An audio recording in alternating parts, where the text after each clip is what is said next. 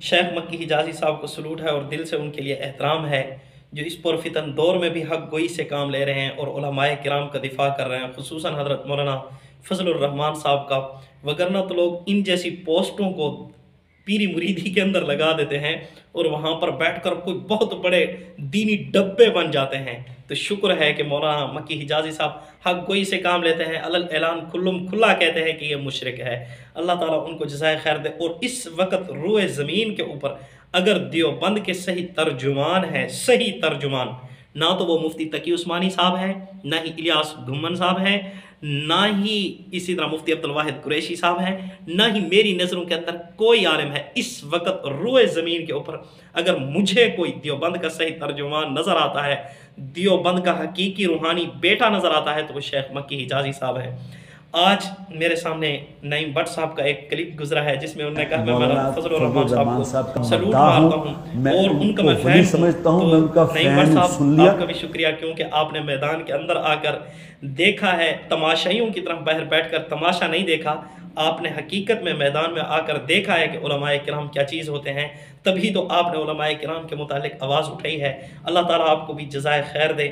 باقی اللہ تعالیٰ ان علماء کرام سے حفاظت فرمائے جو منافقت سے کام لیتے ہیں۔ دیکھیں میں کسی کی توہین نہیں کرنا چاہتا، لیکن حقیقت یہی ہے۔ اب دیکھیں طارق جمیل صاحب ہیں، وہ عمران خان صاحب کی سپورٹ کرنے میں لگے ہوئے تھے، اور طارق مسعود صاحب ہیں تو وہ طارق جمیل صاحب کی سپورٹ میں لگے ہوئے ہیں۔ وہ ایک دوسرے کی سپورٹ کر رہے ہیں، باقی جائے امت محمدیہ بھاڑ کے اندر، جائے اسلام بھاڑ کے اندر، کوئی غرض نہیں، بس ٹھیک ہے جی ہم ایک دوسرے کا دفاع کریں گے۔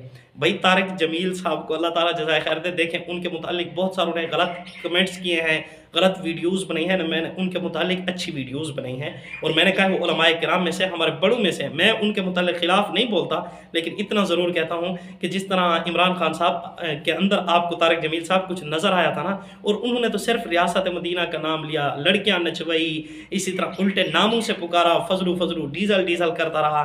مولانا طارق جمیل صاحب آپ کی غیرت نہیں جاگی، لیکن اب تو مہربانی کریں، ٹھیک ہے یار نہ بولو۔ طارق مسعود صاحب آپ نے بھی یاد رکھنا ہے، اگر علماء کرام کے متعلق آپ نہیں بولتے نا، اگر آپ گنگے شیطان بن کر رہتے ہیں، یہ حدیث ہے نا، جو حق نہیں بولتا وہ گنگا شیطان ہے، تو طارق مسعود صاحب آپ کا بھی حال یہی ہونا ہے جو طارق جمیل صاحب کا ہوا ہے۔ آپ طارق جمیل صاحب آپ کا بھی حال وہی ہونا ہے جو عمران خان صاحب کا ہوا ہے۔ لہٰذا خدا را حق کوئی سے کام لیں، کھلم کھلا بتلاؤ۔ میں تو شکریہ ادا کرتا ہوں کہ میرا کوئی جاہل لیڈر نہیں ہے، میرا لیڈر الحمدللہ مولوی ہے، میں مولوی ہوں تو شکر ادا کرتا ہوں کہ کسی جاہل کا میں وہ ماتحت نہیں ہوں۔ میرا جو لیڈر ہے وہ عالم دین ہے، کم از کم، اور علماء کرام کا جو لیڈر ہے وہ تو عالم ہو۔ یار جاؤ بھاڑ کے اندر سعد حسین رضوی کو اپنا لیڈر بنا لو، بھئی اب کسی اہل حدیث عالم دین کو لیڈر بنا لو، لیکن کیا ہے کسی جاہل کے پیچھے تو نہ جاؤ جن کو تمیز ہی نہیں ہے بات کرنے کی۔